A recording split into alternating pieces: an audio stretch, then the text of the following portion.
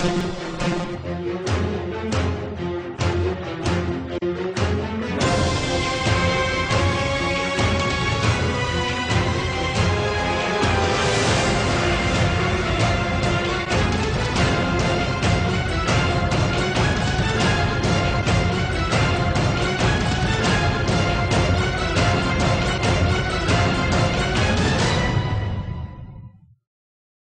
علیکم viewers, programme دیکھ رہے ہیں آپ براس ٹیکس اور میں ہوں آپ کی ہوسٹ معروف قریشی.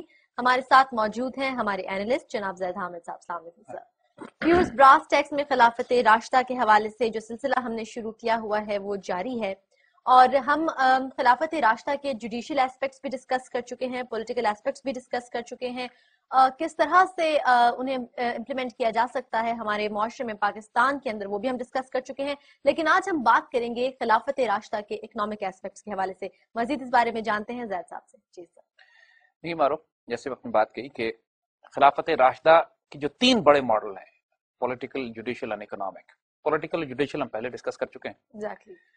اکنامک ماڈل ڈسکس کرنا اس لیے ضروری ہے کہ پورے جسم میں جس طرح خون دوڑتا ہے اس طرح معاشرے میں ویلتھ سرکولیٹ کرتی ہے. اگر آپ کہیں بھی خون کو روک لیں جسم کے اندر تو پورا جسم اس علاقے سے گل سڑ جاتا ہے، خراب ہو جاتا ہے. Circulation of blood has to go. Exactly یہی سائیکالوجی اور یہی wisdom economic policies of Islam میں ہے، خلافت راشدہ کی اکنامک پالیسیز میں. قرآن و سنت کی بنیاد پر جو اکنامک پالیسیز بلڈ ہوتی ہیں کہ معاشرہ سٹیٹک ہو جاتا ہے. معاشرے میں اگر دولت کی سرکولیشن روک لی جائے یا چند ہاتھوں میں محدود کر دی جائے تو بیسک وزڈم اس کی یہی ہے. ایگزیکٹلی. اور اگر معاشرے میں ڈسٹریبیوشن آف ویلتھ، جو معاشرے میں دولت کی تقسیم ہے، وہ اس طرح کی ہو کہ امیر لوگ امیر تر ہوتے جائیں، غریب غریب تر ہوتے جائیں، اپر کلاس اور لوور کلاس اور کوئی مڈل کلاس ایگزسٹ نہ کرے، یہ بہت تباہ کن اکنامک ماڈل ہوتا ہے. یہ ایک ایسا اکنامک ماڈل ہوتا ہے کہ جو اس میں صرف ماسٹر سلیو ریلیشن شپ ہوتی ہے معاشرے کے لوگوں کے درمیان، مواخات یا بھائی چارہ یا بردرہڈ نہیں ہوتا. ایک ایسا اکنامک ماڈل جس کی بنیاد بردرہڈ پہ ہو، جس کی بنیاد اس بات پر ہو کہ دولت کی مساوانہ تقسیم ہو، دولت سرکولیٹ کرے معاشرے کے اندر، اور معاشرے میں کوئی مونوپلیز قائم نہ کر سکے، ایکسپلائٹیشن قائم نہ کی جا سکے، اور معاشرے کے وہ ریسورسز جن کا تعلق مفاد عامہ سے ہے، یعنی پبلک انٹرسٹ کی جو چیزیں ہیں وہ اسٹیٹ کنٹرول کرے، ان کو پرائیویٹائز نہ کیا جا سکے. اتنا حیرت انگیز کانسیپٹ ہے یہ اور اتنا فیوچرسٹک ہے خلافت راشدہ کا اکنامک ماڈل کہ اگر ہم آج کے پاکستان کے لحاظ سے اس کو اپلائی یا آج کی دنیا کے لحاظ سے کمپیئر کریں تو یو وڈ ریئلائز کہ پوری دنیا ایک ایسے تاریکی کے گڑھے میں گری ہوئی ہے. کمیونزم دیکھ لیا کہ وہ کولیپس کر چکا، انسانیت کو تباہ و برباد کر کے ودن 70-80 ایئرز اس کی پالیسیز تباہ برباد ہو گئی. کیپٹلزم بھی جو صحیح معنوں میں آپ نے اب دیکھا ہے پچھلے 100-150 سال میں جس کا عروج ہوا ہے، اب وہ بھی کولیپس کر رہا ہے.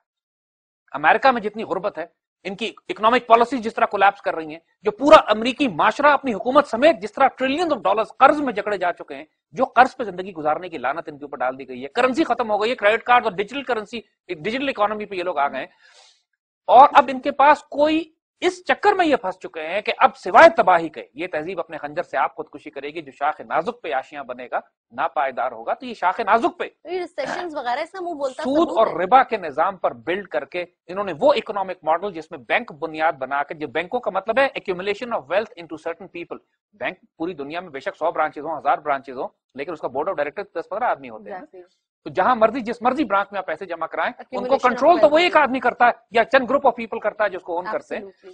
تو بینکوں کے ذریعے جو انہوں نے نظام شروع کیا ایکومولیشن آف ویلتھ کا، اور پھر انکم ٹیکس، جو کیپٹلسٹ نظام کی ایک خاص ناپاک ایک سکیم جو ہے کہ انسان کی آمدنی کو ٹیکس کیا جائے. اللہ نے ایگزیکٹلی اپوزٹ اس کی سیونگز پہ ٹیکسیشن کی، زکات جو نکالی جاتی ہے بالکل اپوزٹ ہے. So what we are seeing is کہ ان پالیسیز کو ڈسکس اب ہم کریں گے خلافت راشدہ کے حوالے سے، کہ کیونکہ پھر ہم آگے بات کریں گے کہ پاکستان میں اگر ہم یہ سیاسی نظام تبدیل کرنا چاہتے ہیں تو کیا کریں، جوڈیشل پالیسی سسٹم تبدیل کرنا چاہتے ہیں تو کیا کریں، اور اکنامک پالیسیز تبدیل کرنا چاہتے ہیں تو کیا کریں.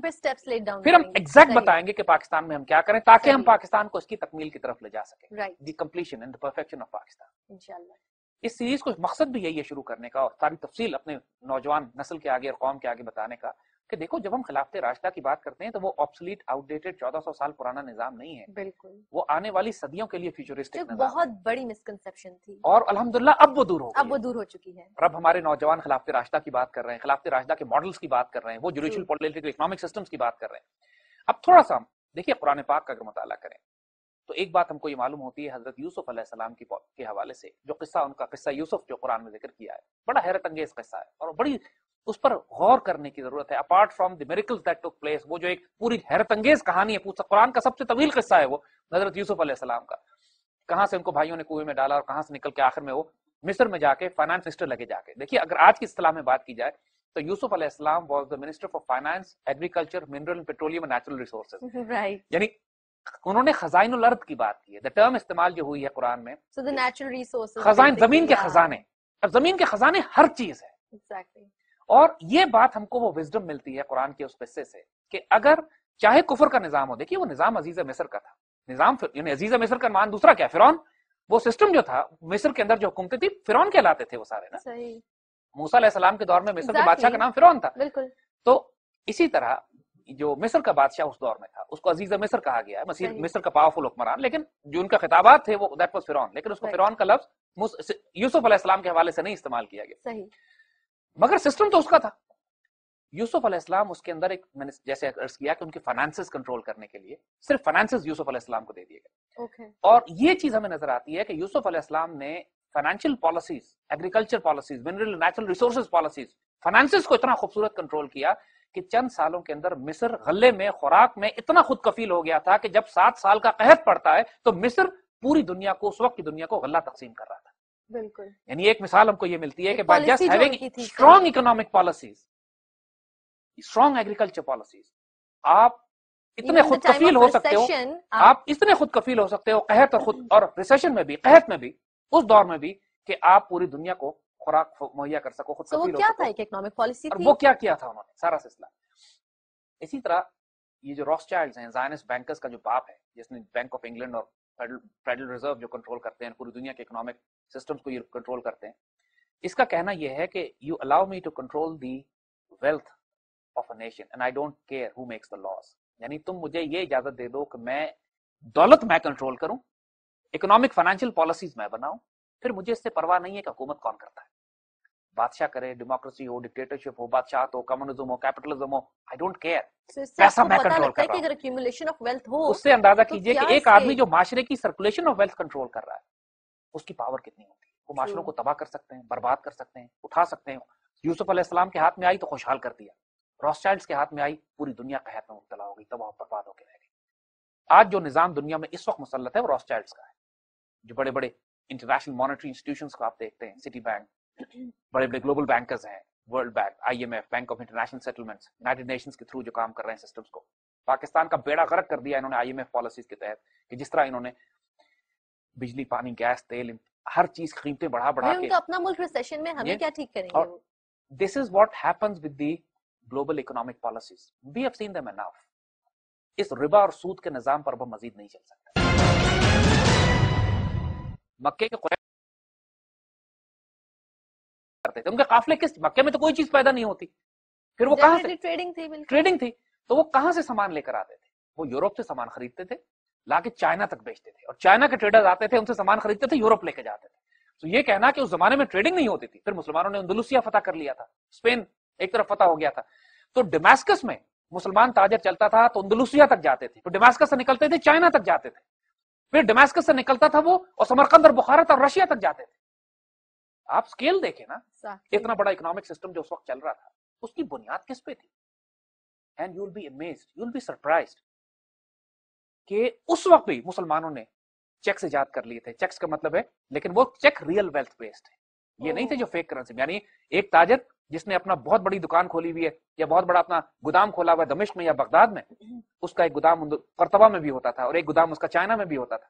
تو وہ پھر چیکس، تو وہ اپنے رسید لکھ کے دیتا تھا کسی تاجر کو، اور وہ جا کے دمشق میں یا بغداد کا لکھا ہوا چیک جو ہے وہ اندلسیہ سے لے کے، اسپین سے لے کر چائنا تک کیش ہوتا تھا. لیکن اس کے پیچھے ریئل ویلتھ تھی. آپ جب چاہتے تھے جا کے اس کو کیش کرا کے درہم و دینار لے لیا کرتے تھے، اور انٹرسٹ کا نظام نہیں تھا اس میں. شروع میں مسلمانوں نے جب اپنے سکے نہیں شروع کیے تھے خلافت راشدہ کے دور میں، تو اس زمانے میں بائزنٹائن اور پرشین سکے بھی استعمال کیے جاتے تھے، چائنیز سکے بھی استعمال کیے جاتے تھے. لیکن کوئی بنیاد یہ تھی کہ سارے سکے، اس سے کوئی فرق نہیں پڑتا کہ مہر کس کی لگی ہوئی ہے، وزن تو سونے اور چاندی.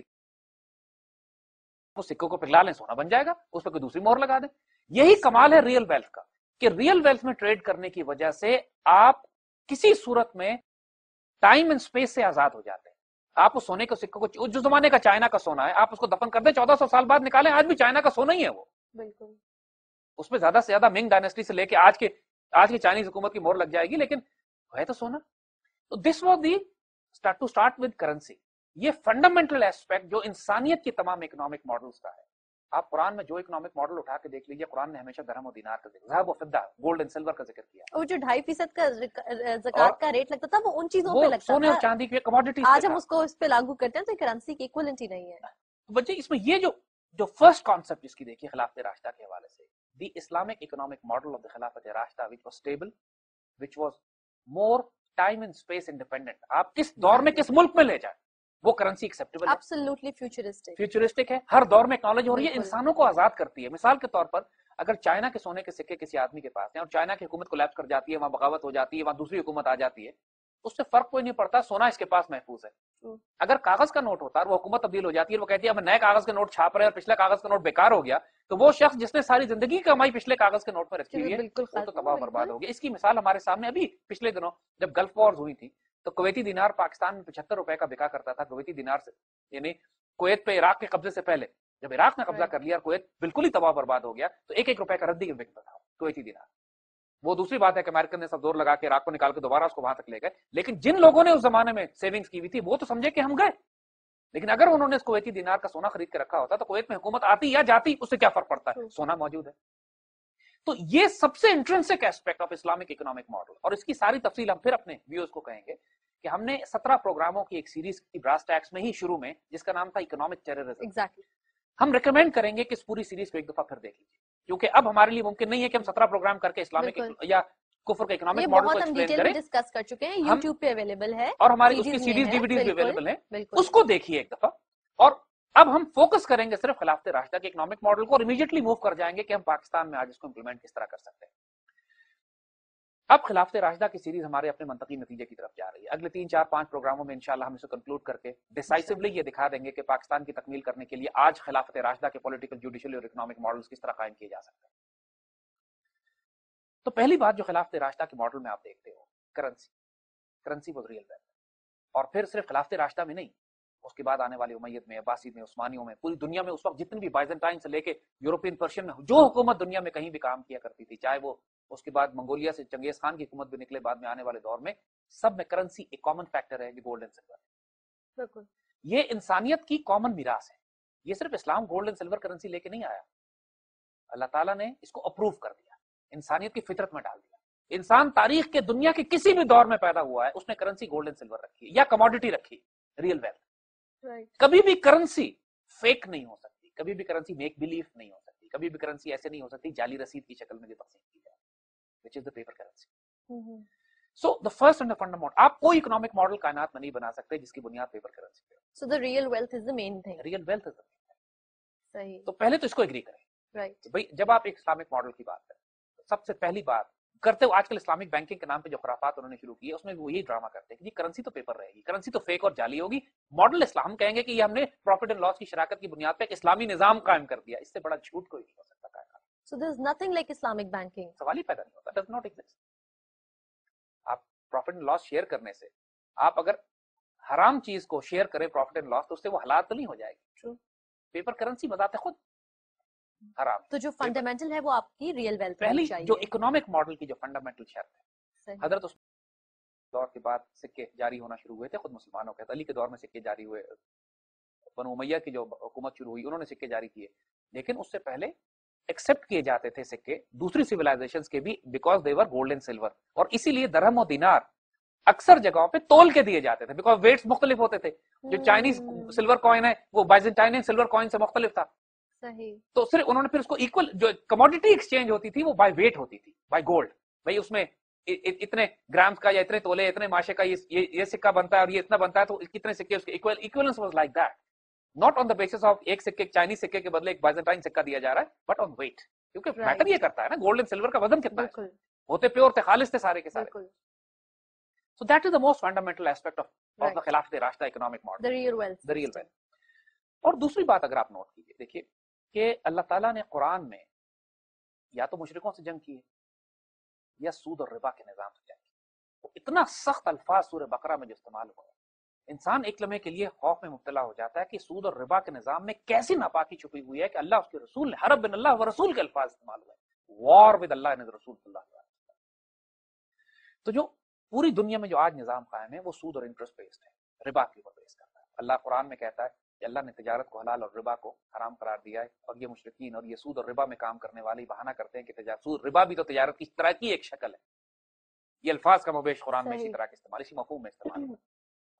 تو اللہ واضح کرتا ہے کہ نو، ربا از ڈفرنٹ، تجارت از ڈفرنٹ۔ سو ایک چیز اگر آپ نوٹ کریں تو وہ عرب بنیادی طور پر دیور ٹریڈرز، تاجر لوگ تھے، یہاں سے خریدتے تھے وہاں بیچتے تھے، وہاں سے لاتے تھے یہاں بیچتے تھے، اور ان کو جو اپنے کام کو کرنے کے لیے کبھی کبھی سرمایہ چاہیے ہوتا تھا، جو ایکسچینج، جو ان کو کیپٹل چاہیے ہوتا تھا، اس کام کے لیے وہاں یہودی سود خور بیٹھا ہوا تھا۔ خیبر کے یہودی تھے، خیبر کے یہودی ور نون منی لینڈرز، دنیا میں کہیں بھی گئے منی لینڈرز ہوئے ہیں، چاہے شائلاک کا کیریکٹر ہو، شیکسپیئر کا اٹھا کے دیکھ لیجیے آپ، جو آف مالٹا کا نام لے لیجیے، کرسٹوفر مارلو کا جو بھی ڈرام، بڑے کروک قسم کے یہ کروک منی لینڈرز۔ ایگزیکٹلی، اور یہی مینٹالٹی آپ کو ہندو بنیے میں بھی ملتی ہے۔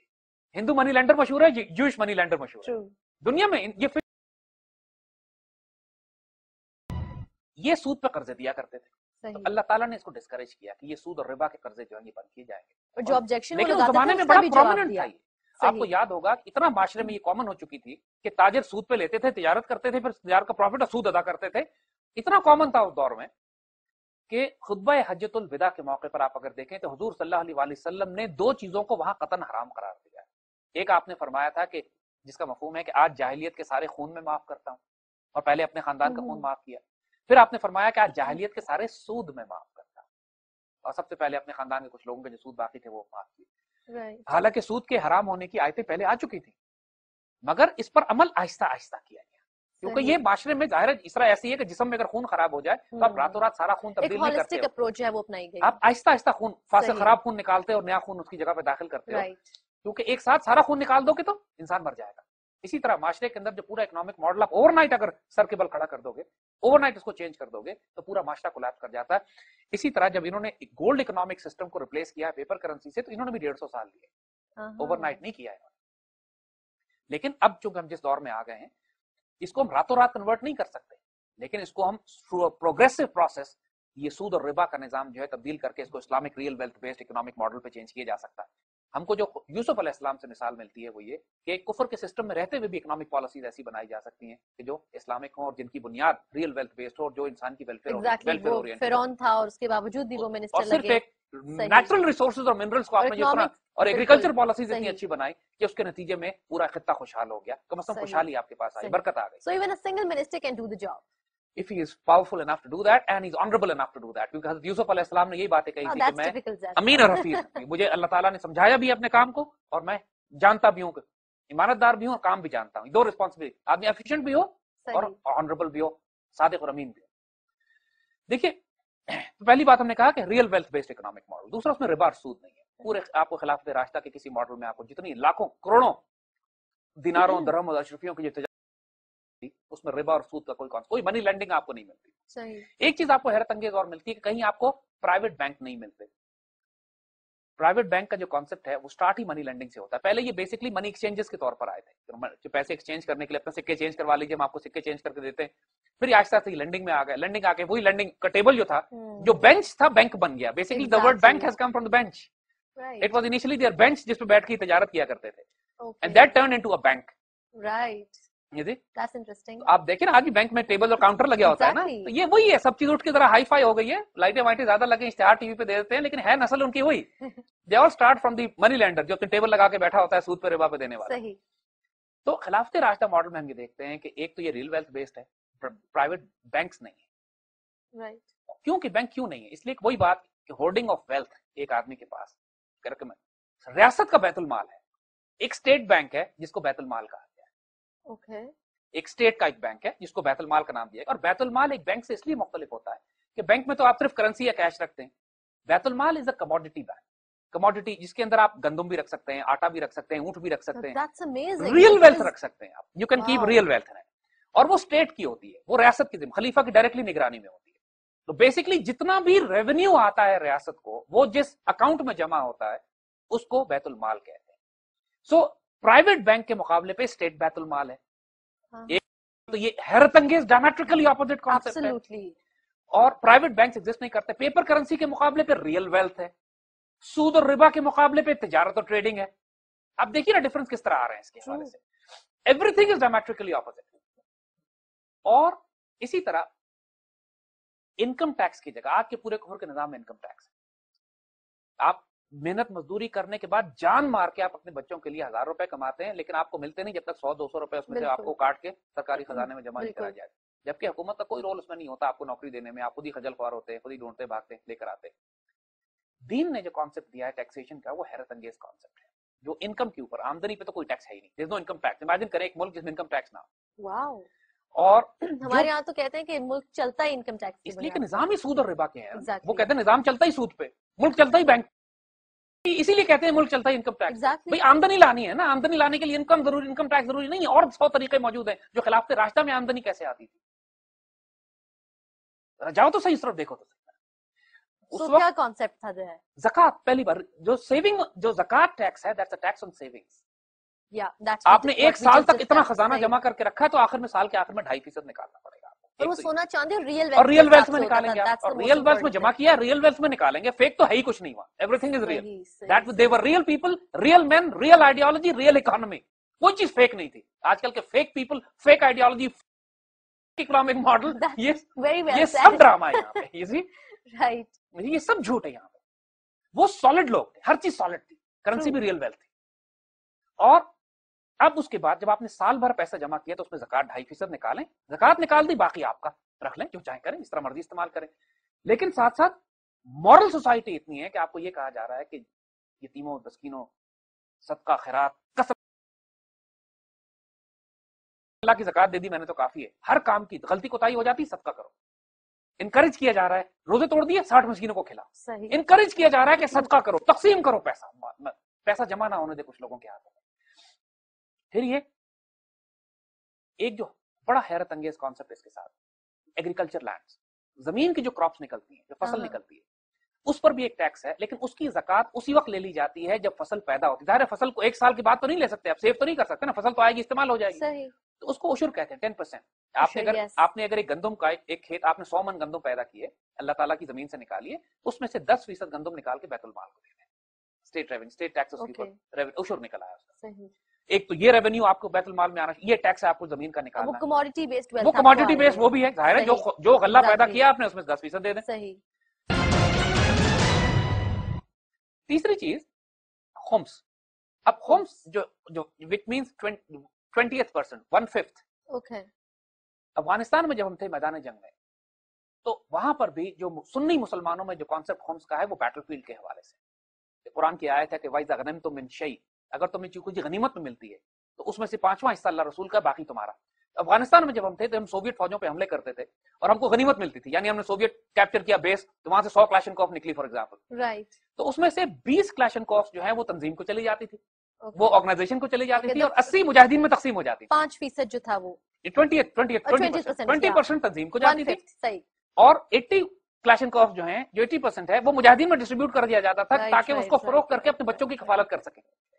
तो ये जो खुम्स का कॉन्सेप्ट है, ये मुजाहिदीन जब जाया करते थे जहाद पे, जाहिर है नौकरी तो कोई नहीं है, जॉब कोई नहीं, तिजारत कोई नहीं, तो अल्लाह ने उनके लिए एक रेवेन्यू रखा हुआ है कि तो whatever resources that will come, बच्चों के लिए कमाई कर सको। शियों में भी खुम्स, अहले तशी में भी खुम्स का कॉन्सेप्ट है, अहले सुन्ना में भी, उनमें भी खुम्स का कॉन्सेप्ट है। मगर अहले सुन्ना मोस्टली इसको फोकस करते हैं बैटलफील्ड, गनीमत पे, जो गनीमत तुमको मिलती है। सही। एक पॉइंट ऑफ व्यू स्कॉलर्स का ये भी है अहले सुन्नत में कि खुम्स उसका भी लिया जा सकता है एक, कि वो जो नेचुरल रिसोर्सेज जमीन से खजाने दे रहे हैं, खजाने निकाल रहे हैं, ऑयल है, गैस है, रेवेन्यूज है, मिनरल है, नेचुरल रिसोर्सेज है, which is not agriculture and which is not the ज़कात जिस वेल्थ के ऊपर होती है, वो नहीं है। ये नेचुरल रिसोर्सेज हैं जिनको तुम, जो अल्लाह तुम्हें गनीमत के तौर पर दे रहा है, तोहफे के तौर पर दे रहा है, राइट। उसमें से भी खुम्स निकालना चाहिए कि 20% निकाल कर वो अल्लाह के बैतुल माल में गरीबों, यतीमों, बेवाओं को तकसीम कर दे। और which is logically very fair, which makes बिल्कुल ठीक ओपिनियन है। कोई नेचुरल रिसोर्सेज जो निकल रहे हैं, नेचुरल रिसोर्सेज जो जमीन से निकल रहे हैं, मगर उसके अलावा कुछ और रूल्स भी इसके बना दिए गए नेचुरल मिनरल रिसोर्सेज के हवाले से।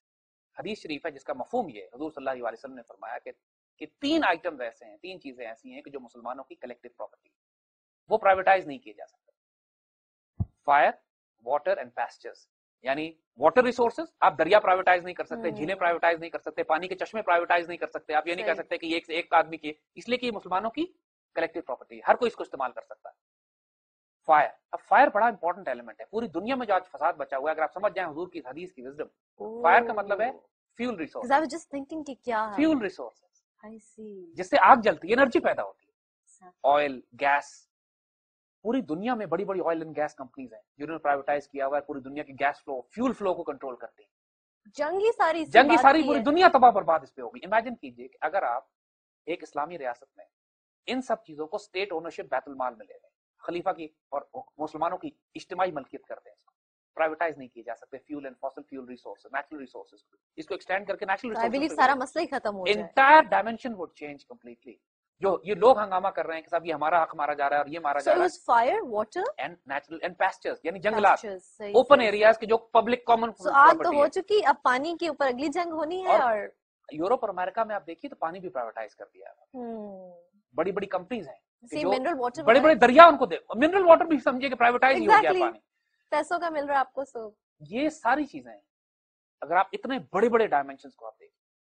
दूसरा, जहां तक जखीरा अंदोजी का ताल्लुक है, होर्डिंग, कैपिटलिस्ट सिस्टम का ये कमाल है कि मोनोपोलीज बनाते हैं, होर्डिंग्स करते हैं। जैसे चीनी का क्राइसिस पिछले दिनों आपने देखा था, मोनोपोली बनाई, 5, 7, 10, 12 शुगर मिल्स ने मिलकर होर्डिंग की, पूरे मुल्क का बेड़ा गर्क कर दिया। दीज वर द थिंग्स कि जो इस्लामिक इकोनॉमिक मॉडल में मोनोपोलीज, इनको तोड़ा, होर्डिंग की इजाजत नहीं है, privatisation of those resources which are collective property, जो पूरी उम्मत की इज्तिमाई है, उनकी प्राइवेटाइजेशन आप नहीं कर सकते, होर्डिंग ऑफ वेल्थ नहीं कर सकते, बैंक नहीं बना सकते, सूद और रिबा पे काम नहीं कर सकते, इंटरेस्ट बेस्ड लेंडिंग नहीं कर सकते, और आप फेक पेपर करेंसीज नहीं इस्तेमाल कर सकते, आपको रियल वेल्थ बेस्ड मॉडल पे जाना है। अब बताइए, wow what are we talking here, amazing, literally ये आप जिस मॉडल को हम वंडरफुल कॉन्सेप्ट, जिस कॉन्सेप्ट की हम बात कर रहे हैं, यकीन कीजिए ये बर्नार्ड शॉ ने बात कही थी, जॉर्ज बर्नार्ड शॉ ने ये बात कही थी कि हुजूर सल्लल्लाहु अलैहि वसल्लम जैसे कोई लीडर अगर आज दुनिया की क़यादत संभाल लें तो रातों रात ये दुनिया के मसाइल हल कर दें। और वो क्या है? सिर्फ पॉलिसीज हैं आपकी, जो शरीयत है, पॉलिसीज को हम शरीयत का नाम, कुरान और सुन्नत का जो अहकामात हम देते हैं। तो ये हमने सिर्फ आपको एक झलक दिखाई है खिलाफत राशिदा के इकोनॉमिक मॉडल की, कि अगर आप ये इकोनॉमिक मॉडल जो खिलाफत राशिदा में था, और ये कहना कि उसके नतीजे में निजाम नहीं चल सकते, ऐसे बोलने वालों को हम कहेंगे ये अंधे गूंगे और बहरे हैं कि 22 लाख मुरब्बा मील का इलाका चलता था, चीन से लेकर यूरोप तक तिजारत होती थी, और ये निजाम कई 100 साल चला है, 1000-1200 साल ये निजाम चला है। खिलाफत राशिदा खत्म हो गई, लेकिन बाद वाले आने वाले निजामों ने इकोनॉमिक मॉडल यही रखे। किसी मुसलमान दौर में कभी भी आपको प्राइवेट बैंक नजर नहीं आएगा, हमेशा कभी फेक करेंसी नजर नहीं आएगी, कभी मनी लेंडिंग नहीं होती थी, हमेशा से कभी मोनोपोलीज नहीं बनाने दी गई, कभी भी होर्डिंग नहीं की गई, नेचुरल मिनरल रिसोर्सेज स्टेट के पास हुआ करते थे, और वेलफेयर स्टेट फिर इस लेवल की बनती थी। खिलाफत राशिदा में जो वेलफेयर स्टेट बनी है कि बच्चा पैदा हुआ नहीं है वहां से लेकर एक यहूदी बूढ़ा हो जाता है तक, थ्रू आउट तमाम एक्सेस के ऊपर इंसानियत के जो मखलूक बसती है उसकी पेंशन स्टेट की तरफ से वेलफेयर स्टेट ऐसी बनती है। जब उमर ये फरमा रहे हैं कि दजला के किनारे कुत्ता मरता है तो मैं रिस्पॉन्सिबल हूं, तो इमेजिन कीजिए कितनी बड़ी वेलफेयर स्टेट ये बनाए। सो जो टैक्सेशन का निजाम शुरू में हम बात करें उस पर हम इंशाल्लाह और बाकी सारी तफसीलात अगले प्रोग्राम में बात करेंगे, but point to tell you is कि अभी तक जो हमने आपको झलक दिखाई, आप ये देख लीजिए कि कैपिटलिस्ट या कम्युनिस्ट या दुनिया का कोई और इकोनॉमिक मॉडल इसके करीब भी पहुंच सकता है इतने स्टेबल इकोनॉमिक मॉडल को जो हुजूर सल्लल्लाहु अलैहि वसल्लम ने सहाबा को बताया, खिलाफत राशिदा में और आने वाली सदियों में इंप्लीमेंट हुआ। आज पूरी दुनिया में कहीं भी इस मॉडल को ना पढ़ाया जाता है ना कोई इस पे अमल करना चाहता है, बिकॉज़ जो वेस्टेड इंटरेस्ट है, इंटरेस्ट बेस्ड सूद और रिबा बैंकिंग सिस्टम का, उसको ये बराह रास्त जद देती है। सबसे शदीद जंग अगर अल्लाह उसके रसूल सल्लल्लाहु अलैहि वसल्लम ने अगर फरमाई है कुरान में, तो इस सूद और रिबा के बैंकिंग सिस्टम से फिर हम भी ऐलान जंग इसके खिलाफ करते हैं। एंड इंशाअल्लाह अज़ीज we will work to implement this model. खिलाफत राशिदा का या इस प्रोसेस में हम मारे जाएंगे या कामयाब होंगे, दोनों सूरतों में हम कामयाब हैं, बट दिस इज द सूद और रिबा का system we are not going to accept इंशाअल्लाह। बाकी तफसीलात दा programme. And with this, a very real episode of Brass Tacks comes to its end. Thank you, Zaid साहब। Viewers, आज हमने बात की इकोनॉमिक मॉडल खिलाफत राशिदा का कैसा था, और जैसा कि ज़ैद साहब ने जिक्र किया इस प्रोग्राम में कि अब चूंकि ये सिलसिला जो है वो अपने ख़त्म की तरफ जा रहा है, तो हम अपने आने वाले प्रोग्राम्स में डिस्कस करेंगे किस तरह से जो हमने तीनों मॉडल डिस्कस किए हैं, पॉलिटिकल जा सकता है पाकिस्तानी रियासत में पाकिस्तानी।